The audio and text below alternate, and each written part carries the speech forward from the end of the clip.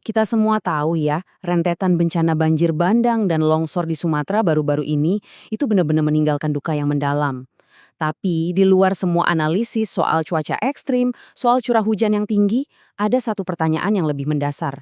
Jangan-jangan bencana yang kita lihat ini bukanlah penyakitnya, tapi cuma gejalanya aja? Gejala dari sesuatu yang jauh lebih dalam. Oke, kita mulai dari kutipan yang menusuk banget dari Rocky Gerung ini. Mata air di hulu berubah menjadi air mata di hilir. Wah, dalam banget ya. Kalimat ini tuh kayak merangkum semua tragedinya dengan begitu puitis. Sesuatu yang harusnya jadi sumber kehidupan, mata air yang jernih di hulu, malah berubah jadi sumber penderitaan, jadi air mata buat mereka yang ada di hilir. Dan ini membawa kita ke diagnosis pertama. Yuk, kita coba bedah dulu lapisan pertamanya. Kita lihat dari kacamata politik dan ekonomi. Ini kan hal-hal yang paling kelihatan ya, yang paling sering dibahas di mana-mana kalau ada bencana. Kalau kita intip diskusi di opini rakyat, kita bisa langsung petain nih kegagalan-kegagalan yang kelihatan banget di permukaan. Ada pemerintah yang dinilai, kurang kompeten. Peringatan dini dari BMKG aja bisa diabaikan gitu aja. Terus tentu saja kerakusan korporasi yang gak ada habisnya, yang terus-terusan mengeksploitasi sumber daya alam kita. Dan satu lagi yang menarik, istilah nasionalisme dungu. Ini istilah buat menggambarkan sikap yang gengsi nolak bantuan luar negeri demi citra, padahal rakyatnya sendiri lagi sengsara. Nah, ini semua adalah gejala-gejala yang tampak di permukaan. Nah, ini nih yang menarik dari analisisnya Rocky Gerung. Akar dari semua kerakusan ini apa sih? Menurut dia, bencana-bencana dahsyat ini tuh nggak akan terjadi kalau manusia cuma ambil dari alam sekedar untuk memenuhi kebutuhan dasarnya. Masalahnya muncul ketika sistem kapitalisme mengubah kebutuhan yang terbatas itu jadi keinginan yang nggak ada batasnya. Dan tujuannya cuma satu, profit. Keinginan tanpa batas inilah yang jadi mesin pendorong kerusakan alam secara masif. Oke, analisis tadi tajam banget kan? Tapi rasanya kayak ada yang kurang gitu. Analisis itu ngejelasin apa yang terjadi, tapi belum benar-benar jawab kenapa sistem ini bisa jadi sebegitu merusaknya. Nah, ini membawa kita ke sebuah pertanyaan krusial. Gimana kalau semua kegagalan politik dan kerakusan ekonomi ini sebenarnya cuma kayak demam tinggi aja? Gejala dari sebuah penyakit yang jauh lebih fundamental. Penyakit yang nggak bisa didiagnosis cuma pakai kacamata sekuler. Untuk bisa ngerti penyakit yang lebih dalam ini, kita kayaknya perlu ganti kacamata nih. Coba deh kita lihat dunia lewat kacamata simbolisme. Sebuah pendekatan yang dijelaskan dengan sangat mendalam oleh Syekh Imran Hossein.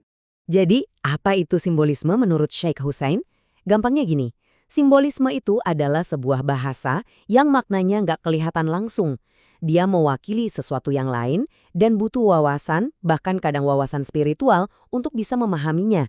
Ini bukan lagi soal logika biasa, tapi soal kemampuan kita membaca pertanda di balik semua kenyataan fisik yang kita lihat setiap hari. Dalam kerangka eskatologi Islam, dalang di balik sistem simbol yang super canggih dan menipu ini dikenal sebagai Dajjal, sang Mesias palsu.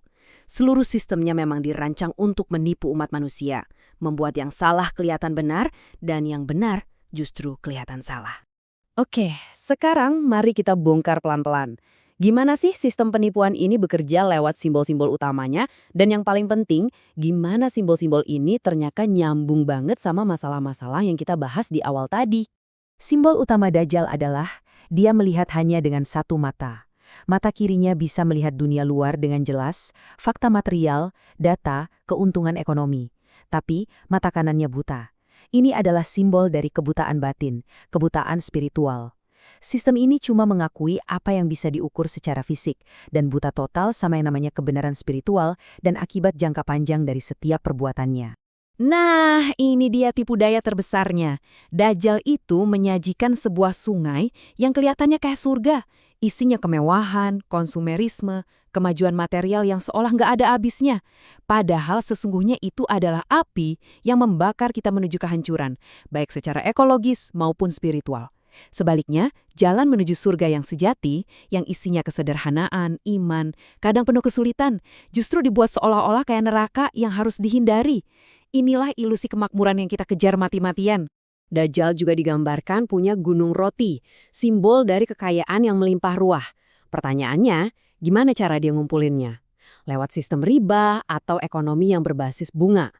Menurut Sheikh Hossein, sistem inilah yang dipakai untuk memperbudak negara-negara lewat utang dan terus mendorong konsumsi tanpa henti, demi menumpuk gunung roti itu untuk segelintir elit. Jadi disinilah semuanya nyambung. Gunung roti yang lahir dari sistem riba. Itulah bahan bakar yang memicu kerakusan korporasi di hulu. Ilusi sungai api adalah narasi soal pertumbuhan ekonomi tanpa batas yang kita anggap sebagai surga dunia. Dan semua ini bisa terjadi karena cara pandang satu mata, sebuah worldview materialistis yang buta sama sekali terhadap kerusakan yang disebabkannya. Nah, di sini kita lihat dengan jelas kan bagaimana si penyakit ini menciptakan gejalanya. Pada akhirnya, semua ini membawa kita pada sebuah pilihan yang sangat fundamental. Pilihan antara dua cara memandang realitas di sekitar kita. Lewat mata hati atau cuma lewat mata kepala. Slide ini benar-benar merangkum semuanya. Di satu sisi, ada penglihatan luar atau mata kepala. Dia cuma lihat fakta material, jadi ya dia buta terhadap simbol dan gampang banget tertipu sama penampilan luar. Analisisnya sekuler dan cuma bisa melihat gejala di permukaan. Sebaliknya, ada penglihatan batin atau mata hati.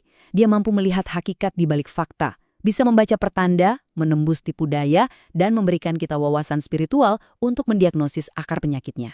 Jadi, saat kita menyaksikan berbagai krisis di sekeliling kita, pertanyaannya balik lagi ke diri kita masing-masing. Pertanyaannya bukan lagi cuma apa yang kita lihat, tapi dengan mata yang mana kita memilih untuk melihat dunia ini. Apakah kita sudah puas hanya dengan menganalisis gejalanya, atau kita berani melihat lebih dalam untuk mengenali penyakit yang sesungguhnya? Pilihan itu ada di tangan kita.